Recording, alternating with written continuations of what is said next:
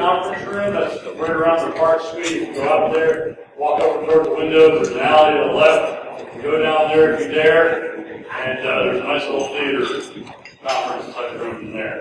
So Chris Haley will be there. If you're reading the website, bouncing that off this, you can yell at me later in the corner or something. Go by what's on in your program, please, okay? Go by what's in your program. One other. Raffle tickets, if you get one, come by the table up front there, we'll give you a raffle ticket. If you got both halves of your ticket, come by and drop off half of your ticket. Also, the vendor bingo cards, you can drop those off at the registration desk also. Right? We have some raffle prizes, the vendors have some prizes, pretty cool stuff. We'll walk around the table. So be sure to catch up with that. That's about all I got for admin announcements. So, lunchtime talk, the art of offense and defense. Mr. Mark Loveless from doing security.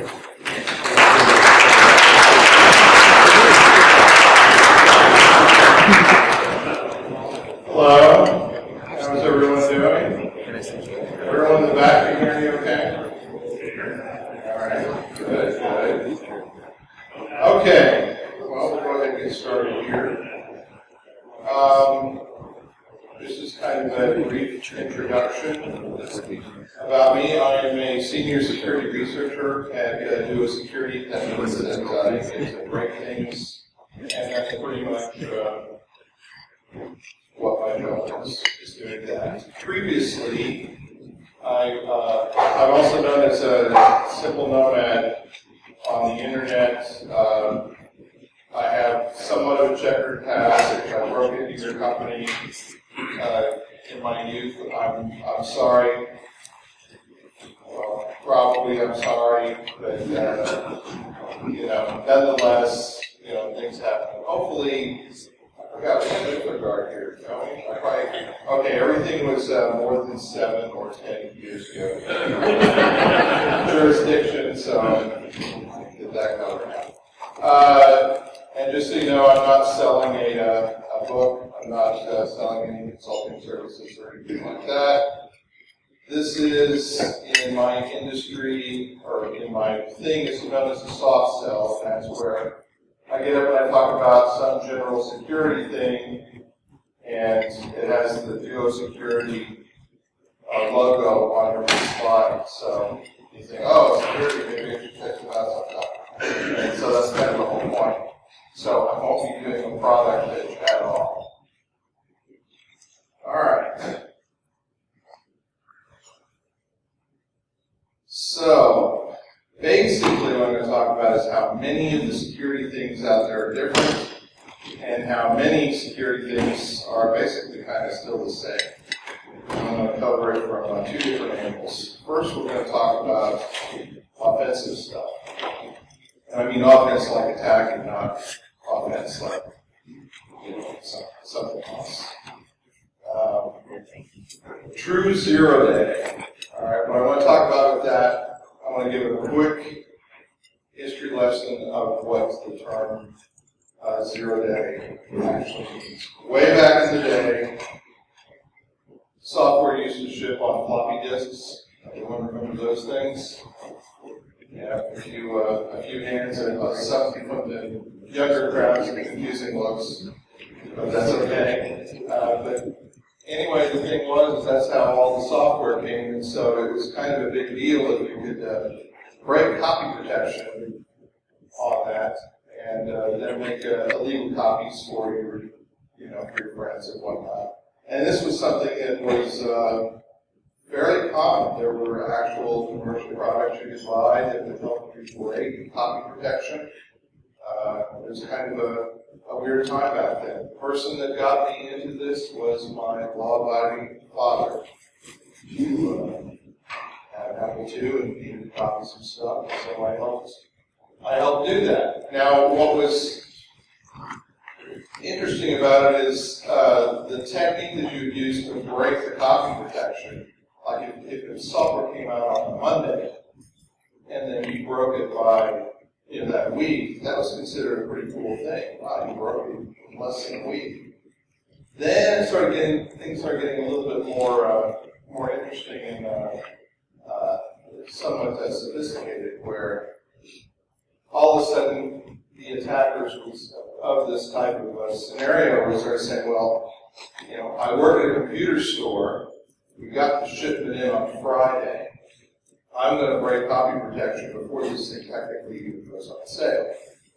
Hence the term 0 day. That's how long the attack had been publicly available, exactly 0 days. Later on, you would just break into the manufacturer, this manufactured disk, get their images, and break it that way. And so that was called 0 day. Now, since a lot of hacking and hacker culture, a lot of it came from that era and from that kind of background, it only made sense that if you had a vulnerability in a piece of software that no one knew about, and you use that to break into a system, that became known as a 0 day, because knowledge of that exploit had been public for exactly 0 days. It used to be that technically, if it became known, let's say through like a bug crack or something like that, someone said, hey, someone's breaking into our sites, that's bad, then it's no longer considered 0 day, because it was publicly known. The whole idea was, as an attacker, that's what you would do. It's reached the point now where even non-public exploit techniques are considered. I've heard those referred to as 0 day, which is kind of, I think, incorrect, but whatever, I'm willing to adapt, and that's the whole idea with the whole idea behind this is that if there's a real neat way to actually pull off some type of exploit, and let's say that someone reported it, they found, oh, it looks like this might be exploitable in this, let's say, Adobe Reader. So they send it to Adobe, and Adobe says, yeah, this could be exploitable. The person that actually crafts the thing into a working exploit, they would call that 0 day, because it is good, even though we all know that. So there you have it. So just keep in mind when I reference 0 day during this, I'm going to be talking about the 0 day where it's not known publicly. Okay? This is a vulnerability that is not known by anybody. So, we're going to talk about old school compromise. We'll delve into my questionable past with this particular slide to kind of discuss some elements of it. Something that we used to do is you would just go in, just take the easiest way in first. You'd only ramp up your attack if you needed to. If you're able to hit a site and pop it easily with very simple means, that's what you would do. Just get in quick, as soon as you can, with the least amount of effort. Because one thing you should know is that hackers are infinitely lazy. Now, you only use the 0 day in a couple of conditions. One, if you really wanted into that target, there was no other way in. And two, it was worth burning your 0 day. Okay, so if you're breaking into some whatever target just for grins, then you may just say, well, I don't want to waste a 0 day on that because I don't perceive anything to be a value on the other side. Whereas if you were just hell bent on getting in there, then you would probably resort to digging into your bag of evil exploits and pulling out a 0 day and going with that. And that was what we did back in the day. Also back in the day, you had to be kind of skilled at being a system administrator. And there was a couple of reasons for that. One thing is you typically would patch the system. So if I pop a system, I got in through some, particularly if it was an easy piece, I wanted to make sure I was the only one in there. And and no one else got in. So a lot of times I would just go ahead and patch the system. That way it prevents someone from coming behind me and making a lot of noise and ruining my good time. That's a bummer. And then another thing was to monitor systems to keep, you find sysadmins here, to keep you from poking around wondering what the hell the problem is. I mean, even if there's something legitimately wrong with the system. I remember a particular print server that sat in an ISP in New Zealand that I was really partial to because it served as a great storage locker. And so I would monitor that thing, and not only would I keep it patched up, like if there were patched or if there were print jobs that got on, I would try to take care of the system because I didn't want some admin in there also poking around saying, hey, wait a minute, I don't recall patching this box. You know, so you kind of would do that to kind of maintain things. And just, that print server stayed until under my control until the ISP went under, which is a sad thing. I know, I feel your sadness too. So. The other thing is once you're detected, so you're out there on the giant global map of the internet, and you hit this particularly interesting island and you're there, you discover on that island, okay, you get kicked off of there because someone's detected you. You mark headhunters on that island, and then never travel to that island again. That was just something you had to hit. Oh, add maybe onto it. And there usually was plenty of fish in the sea, or plenty of islands in the sea, I guess. That's all the technology probably. And the other one was you stay the hell out of .mil, .gov, any of the contractors. I'm sure that any of the InfoGuard people are here, they're happy to hear that. But that's what we did. It's just like you avoided those things because there tended to be a lot more severe consequences for it. So that's old school. So now let's talk about new school. And this is the kind of stuff that we're starting to see today. Okay, I've got the same list there. And basically, these items are kind of the same. An attacker will use the easiest way in. Now, when I say attacker, I'm kind of talking to right now about the evil APT people. Okay, and this kind of is a bit of a background. In spite of my youthful indiscretions, my previous employer at Bureau was working for a government contractor. And by contract, the particular projects I work on are typically paid for by DHS, FBI, NSA. So I dealt with, when I was there, a lot of APT type stuff. And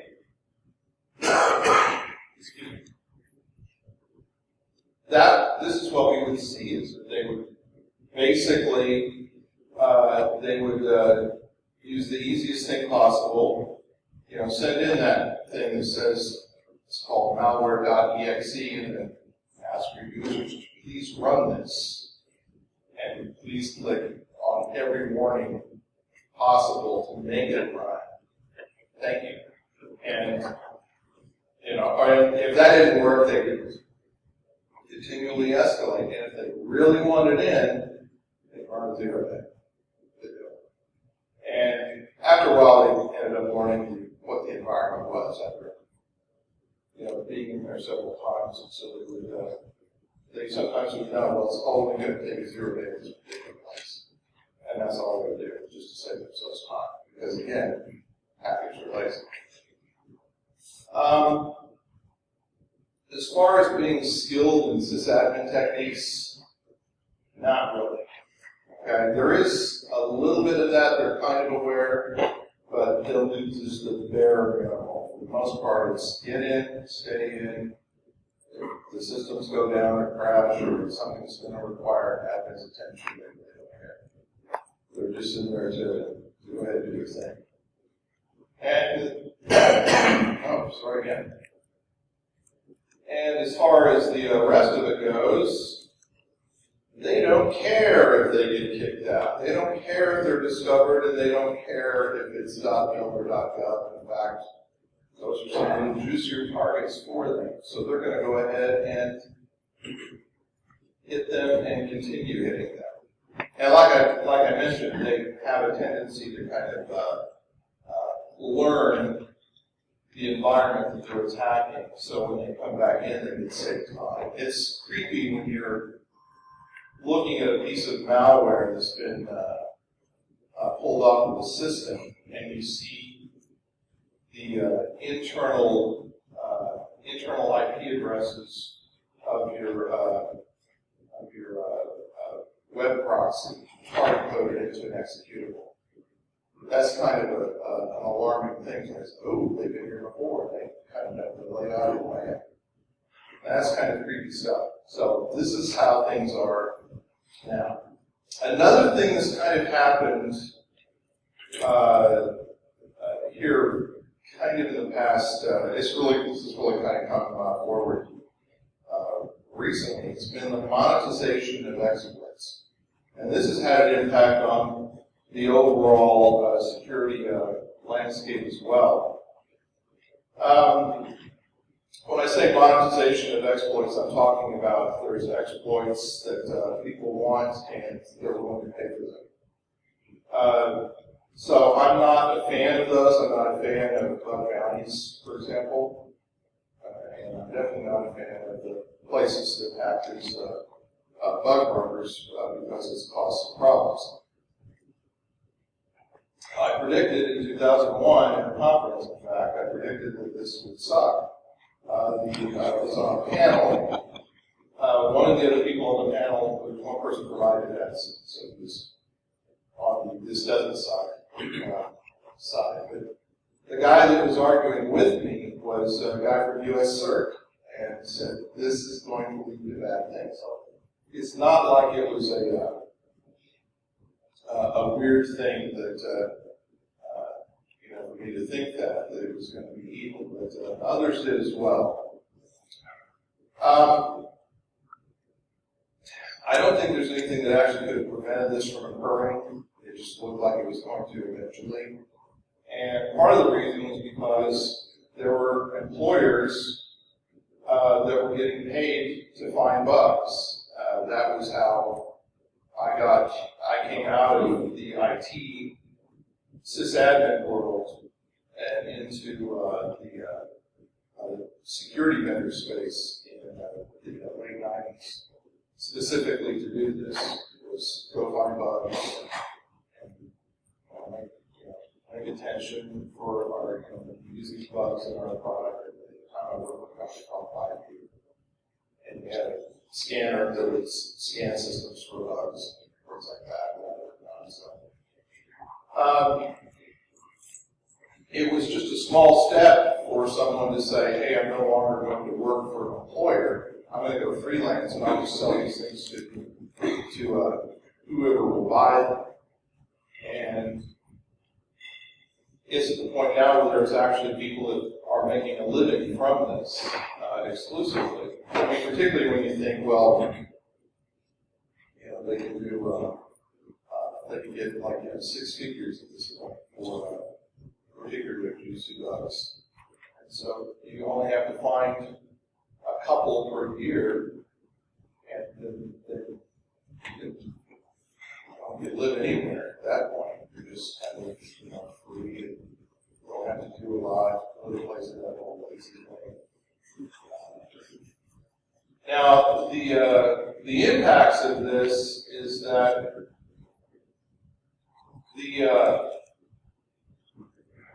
if something's unpatched, all of a sudden it becomes more valuable. So for the people that know how to find these bugs, who normally were doing some type of disclosure, even if they were dropping full exploit code out on that bug track back in the day, or they were behaving responsibly and sending stuff to the vendor and getting a patch. Unpatched meant that it's more valuable, so there's less incentive to get things patched. Now, this doesn't apply across the board. It's not a blanket statement, but in general, this does occur. And for a long time, just to try to kind of combat it, believe it or not, of all people, the U.S. government used to pay the most. They don't anymore. Mainly because they've just kind of gotten out of it because it's too effective. Weaponized is even more valuable. Now, weaponized means that this isn't just knowledge of a bug or some type of proof of concept that if you run this, it's going to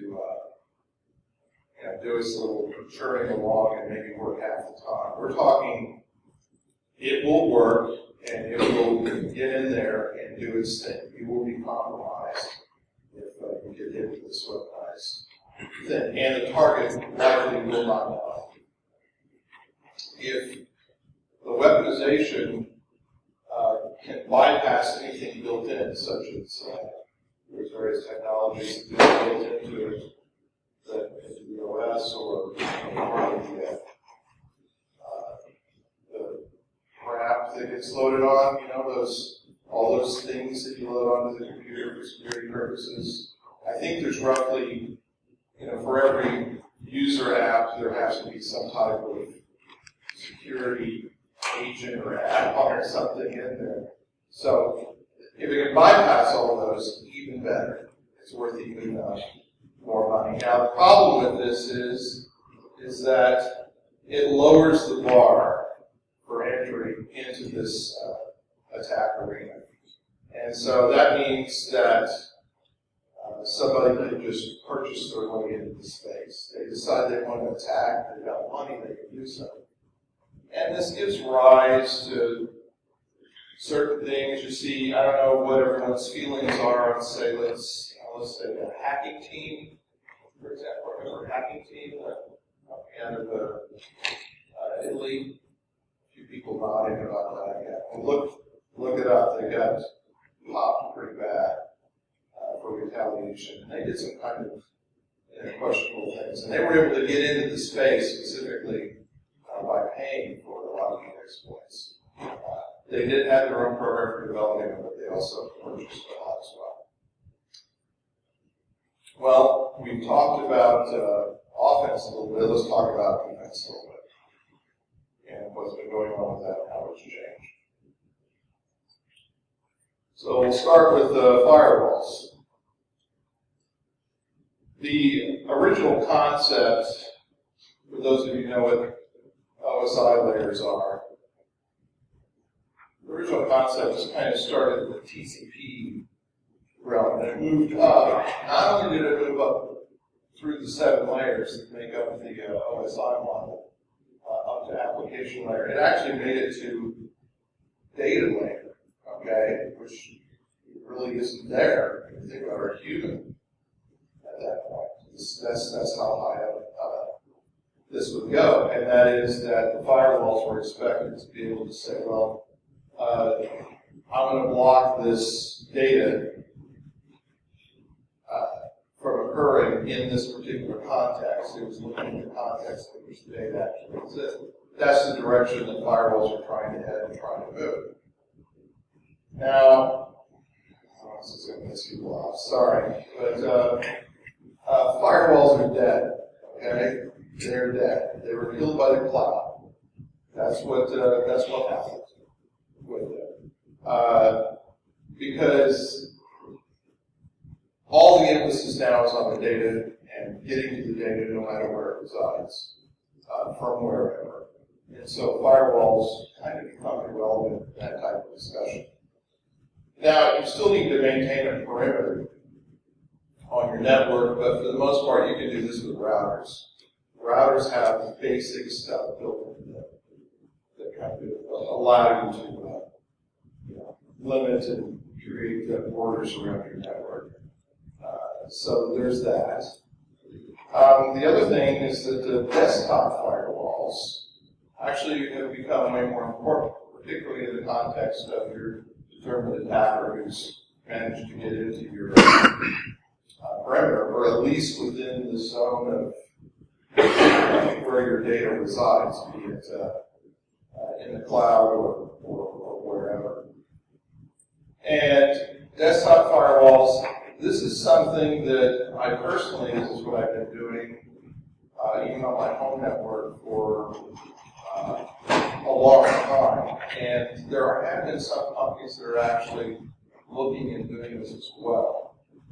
And it all depends on where the data resides. The more you push the data out away from the users and into the cloud, the more you can kind of get away with this and everything. But this is something that's been talked about and debated among security professionals and stuff. I know this was a hot topic at HackerCons and stuff. When we go to that bar and sit around there and argue, we argue about whether you still needed a firewall at all, whether you need the firewall for the the perimeter, and move it to the workstation, move it to the laptop, and run it from there. You guys remember when scanning was a big thing? Remember that? It's not a big thing anymore. It really doesn't matter. I mean, because everyone knows, 425 is going to be open, and who cares that 425 is open? All you know is that if I send you an email, that the victims inside this company are going to click on the email. That's all you really need to know. You don't need to figure out what ports they got open, or on their website. You know the common ports. Everyone knows them. You really don't need it. And I remember 15, 20 years ago, it was a big deal and you just rake people over the coals and you would do some type of scanning and probing and figure out what the system was running on the other end of that scan. Hey, is this running FreeBSD? Hey, is this running Windows? That was a big deal, and so entire talks were given at security conferences about how horrid that was and the dangers of that. Now, pretty much the target operating system, they pretty much give it up to anyone that's sniffing in the vicinity. If you go to Best Buy and purchase an HP laptop running Windows, you can, from looking at the sniffer trace when this thing is first brought up online, to determine. You'll notice Windows because it starts immediately phoning home to Microsoft servers and everything. Because it's got the HP crapware on it, it's going to phone home to HP. And depending upon various settings and what actual OS is on there, you'll be able to determine a major version, whether it's Windows 8 or Windows 10. And because Microsoft still does all the patching in plain text, it's not encrypted, you'll be able to determine patch level on the system. The first thing it does is it checks to see what patches it needs. And you can take a look at that, you know what patch level it is at. It does sign the patches when it downloads them, so there's at least that.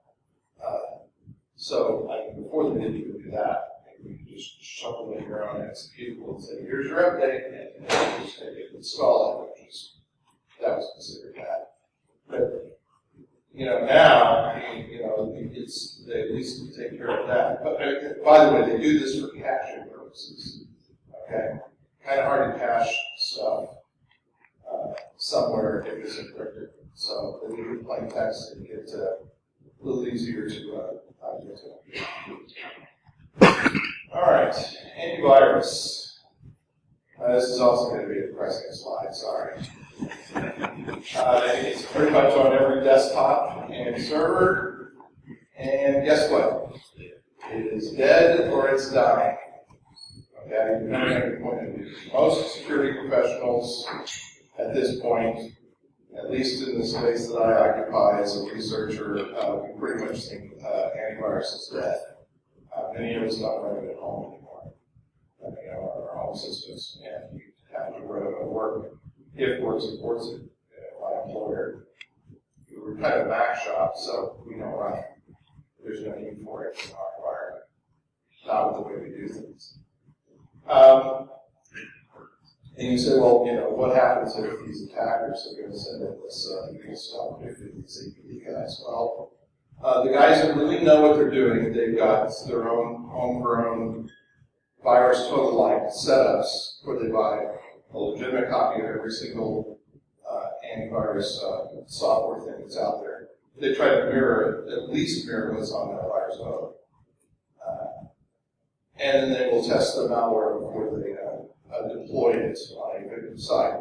That way they know what it's, and they'll do custom compiles and stuff, so they'll make sure that they know that this is what's going to occur, and that way they can get around that whole thing. And the thing that's really funny is that they use virus total to check for counter detection. So they have a custom piece of malware. Let's say attacker's going to attack, like say, 5 sites. Each site will have a custom compile, change it ever so slightly so that they'll have 5 different MD5 signatures of that executable that gets sent to these 5 locations. Now, once those 5 locations, if someone finds it, they may send it to virus total. So the bad guys are taking those MD5s and they're querying virus total to see if they can counter detect it. So that's kind of a technique that's kind of come out of that. I mentioned that. So, antivirus is that's a tough one. If you ask me which one to use, I'd say, if you're on a Windows box, I'd say use Windows Defender because it comes with a just that to get around. Which may work on any of you, but sorry. IPS, I don't know if anyone still uses intrusion detection, intrusion prevention systems at all. There probably some do. These things are usually tons of false positives, or on the flip side is that if you decide, I don't want any false positives, so I'm not going to run all those false signatures, I'm only going to use custom signatures, you still will reach a ceiling limit at some point where it cannot process all the signatures you want on there before you start dropping packets. So that's kind of a rough thing to deal with these things. They're not as dead or dying as the other stuff is, but there still is some use for these guys. But they're not as popular. Did anyone ever hear, and you don't have to raise your hand if you don't want to, but use IPS in production the way it was intended, to where it sees live traffic going to a production system and it kills it because it says there's something bad in that screen? I don't know, personally, I see people shaking their heads no. I don't know of anyone that deployed this in that fashion without having to undeploy it. If you did, great, okay? Hats off to you for trying. I really appreciate it. But it's not as bad as a lot of the other technologies, but truthfully it's still kind of that bad. More fun. Anomalous behavior detection. You see this, it's been in antivirus type stuff. It's actually beginning to move into the OS at this point. A good example of this is Emmet. If you're a Windows shop, maybe you're familiar with Emmet. If you're not, E-M-E-T. I cannot remember off the top of my head what it stands for. It stands for, we're going to put that that you have it. Just Google E-M-E-T. Windows Emmet. And that'll give you an idea of this kind of detection of weird things going on inside memory, inside the OS. By the way, if you have Windows machines, you need to have it on all of them. Okay, so do that for sure.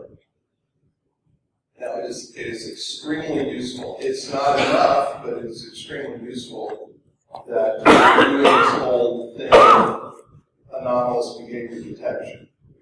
Okay, because basically you're talking about your AV type stuff that's gone signatureless. This is the direction everything's trying to go.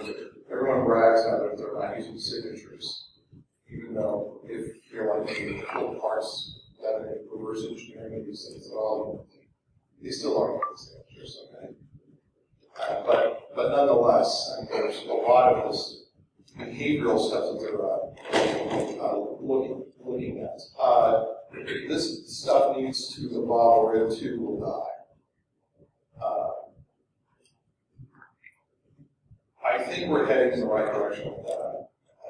We just need to kind of keep moving it, because this is the one area. Of all these other areas, this is kind of the one area where the bar gets raised on the attackers at least as much as the attackers are raising the bar on the defenses.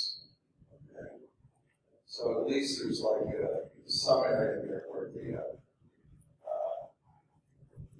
the defenses are actually stand a pretty good chance. Now, what all these things have in common? These are technologies that look at a single slice, and this is the big reason why they die, why they fail. Is because it's just looking at a single particular slice. And alone, typically these require dedicated personnel. You have the firewall guy, or you have the desktop group that gets charged with making sure that the AV is on all the desktops, and just these different.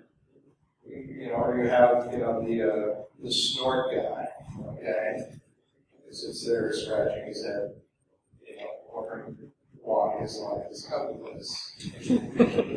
Sorry, I was just smart my last job. It was painful at times. We started running into limits that the system was imposing on it. We were trying to do something. But they only look at these thin slices, and with their dedicated people, and as a result, they become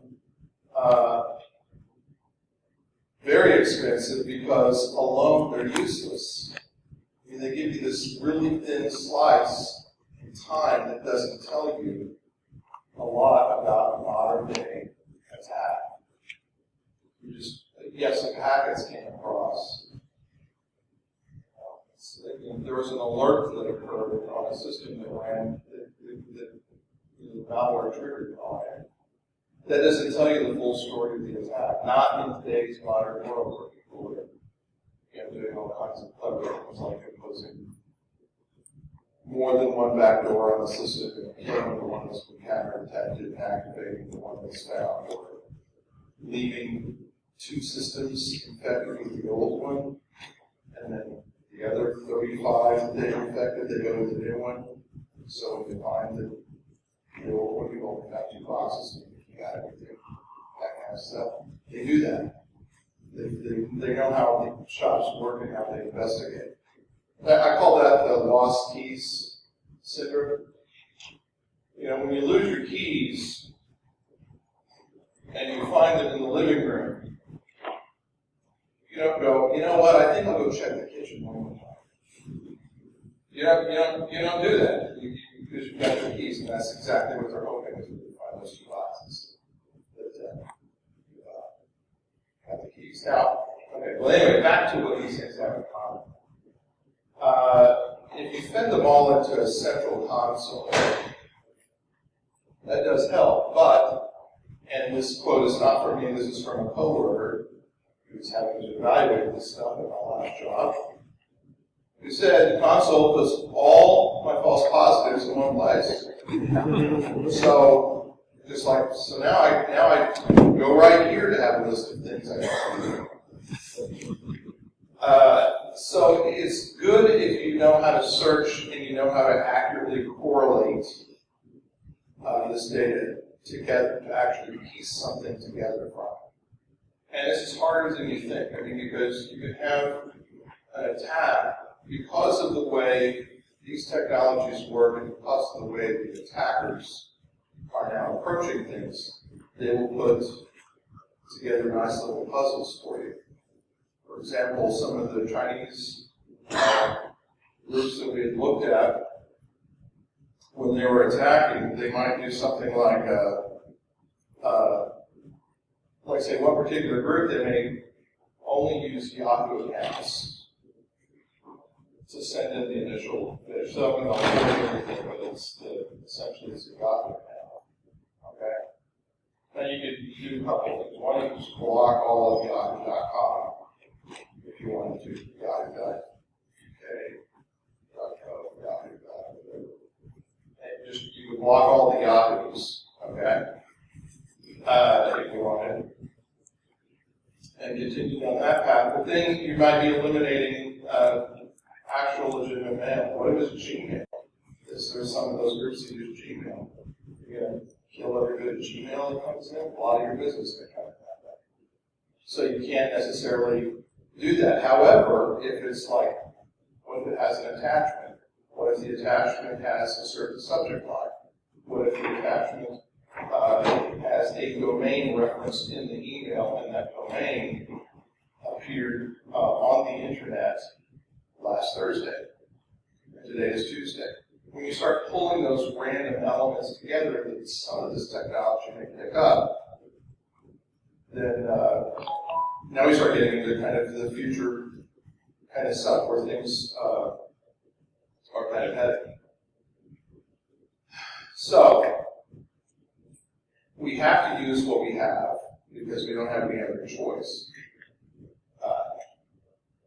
We need to gather the right data from these older technologies so that they don't appear to us as dead or dying or complete failures. Kind of pull this, to kind of pull them together, get the right data out of these, and that has to be combined with any new technologies as they go forward.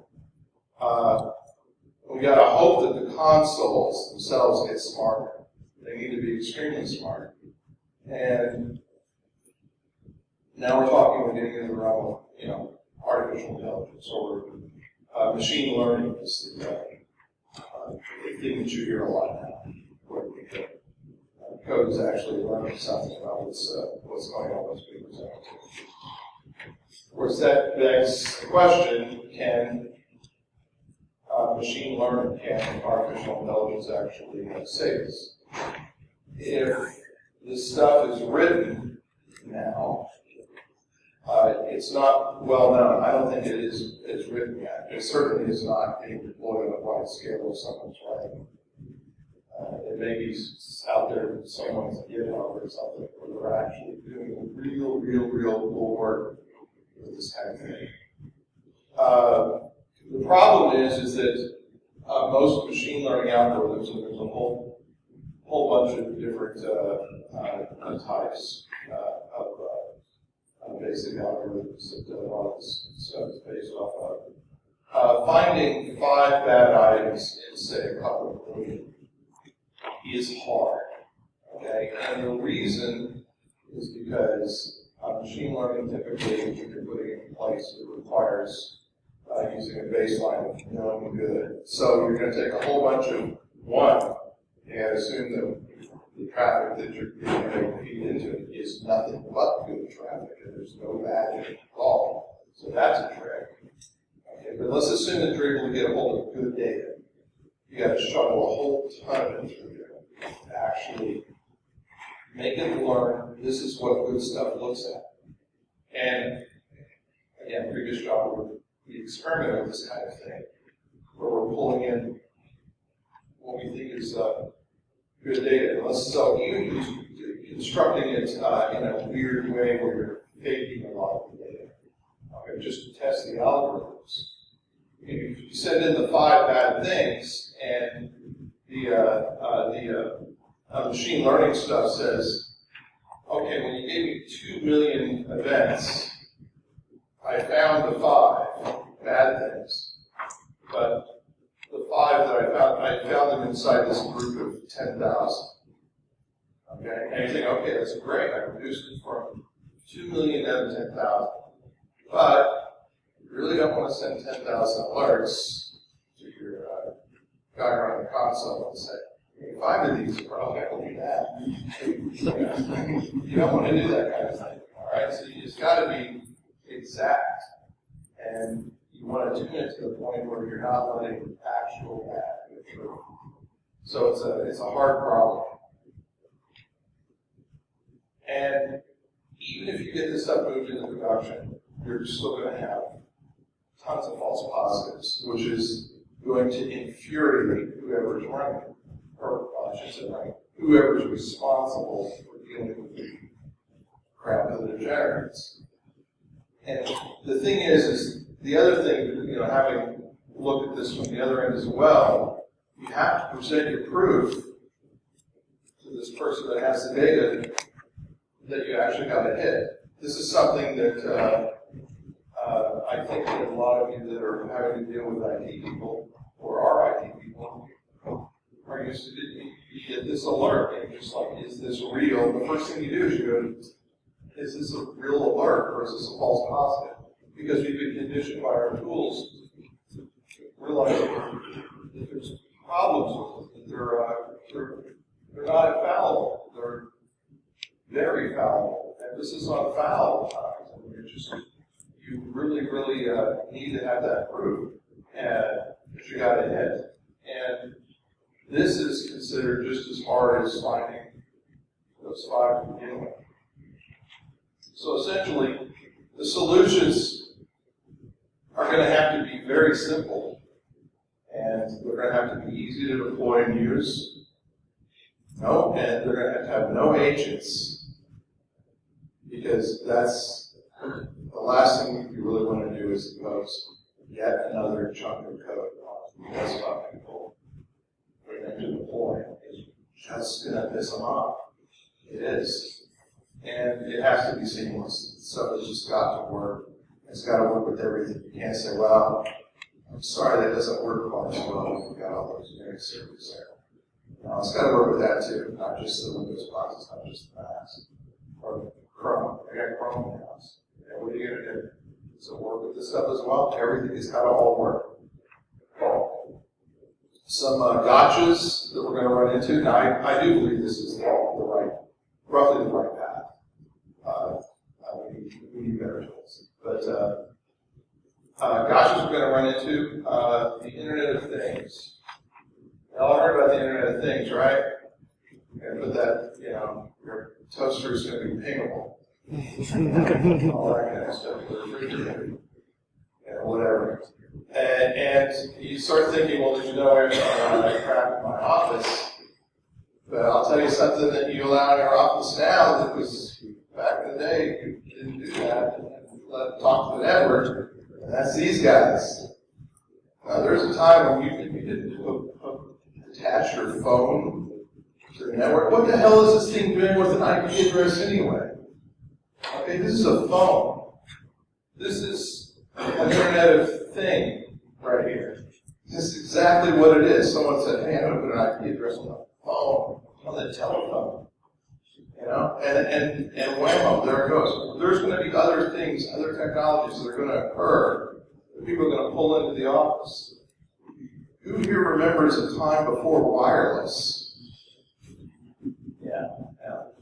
Everyone is all the youth are like, what? It's always been that way. No. Every time we had to have a cable to plug everything in. And it was that stupid VP, this is where I work with, this stupid VP who wanted to be able to take his laptop, and he insisted on a laptop, not a desktop system, because he was a jerk. And he said, I want to be able to be on the network and pick up my laptop and walk down the hall to a meeting, and I'm still on the network, and I walk back. Because I use this wireless stuff at home, and I can do that at home. And he's a VP, so he would just say, look, I'm putting in this wireless thing in my office. I don't care.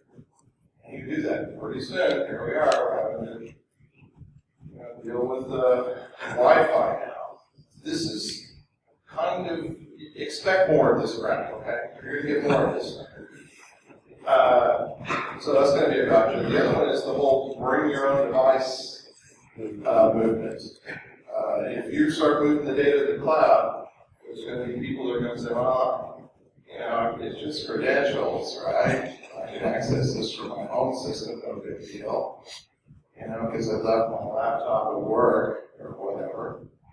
And I don't know about you, but a lot of companies now, they issue their employee laptops anyway. And in some cases, they don't necessarily care what's running on them. Just as long as you get the data, get your work done. And I know some people that, like myself, for example, that I do a lot of work from home systems. So, and of course, that whole smartphone thing. If you've got that, that's a real complicated matter. And so, you have people doing this all the time. So, I got a few final thoughts. We're trying to wrapping up here. I want to give some general advice.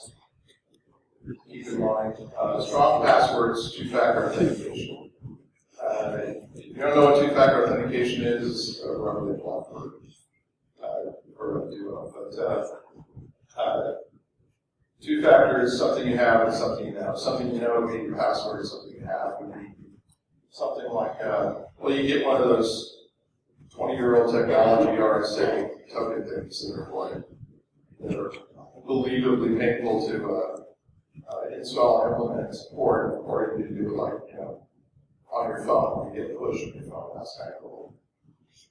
You need to limit where these authentication events come from as well. It doesn't make any sense if you do not have a user base in China that don't allow authentications to come into your authenticating point from China.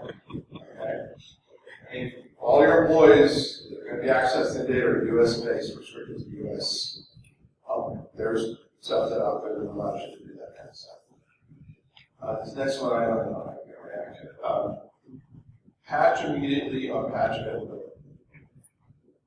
Okay? Don't test patches. Okay? And this is probably, some of you are thinking, are you kidding me? I'm not going to test that junk that I get sent by the vendor before I push it out on all these systems. Well, already, even after testing, a lot of times, and I know there's going to be people that are going to say, yep, a lot of times after you tested it, you push it out, whammo, you've broken an entire department.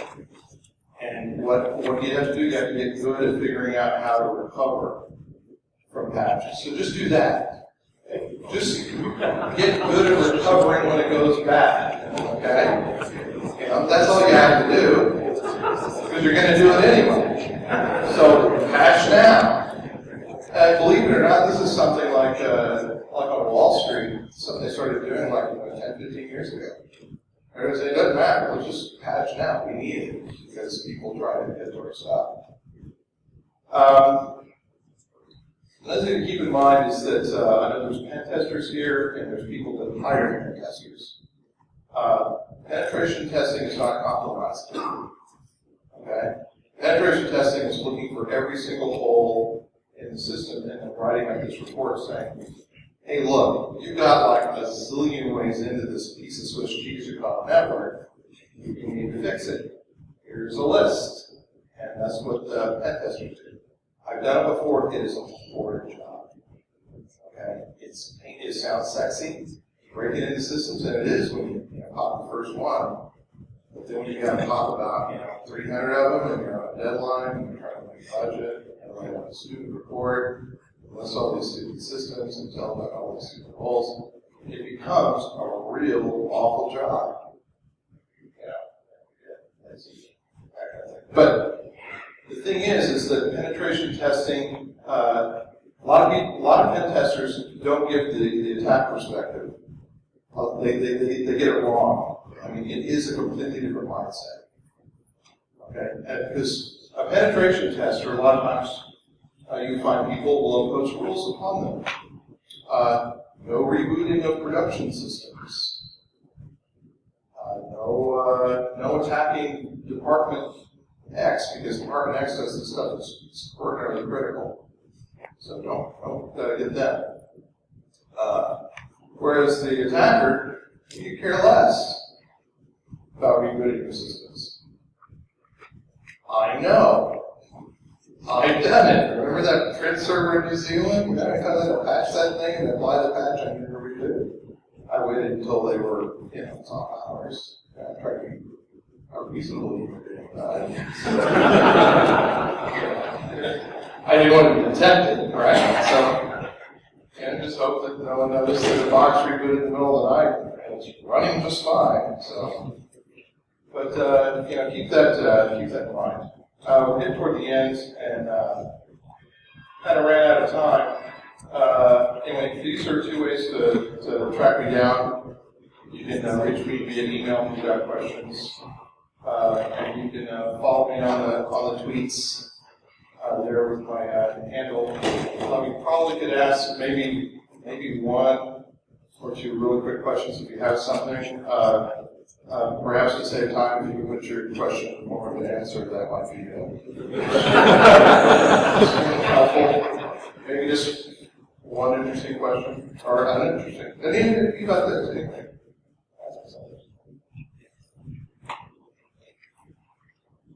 Okay, good. I was hoping no one would say, "Did you bring it to my company?" Probably not. I want it everywhere.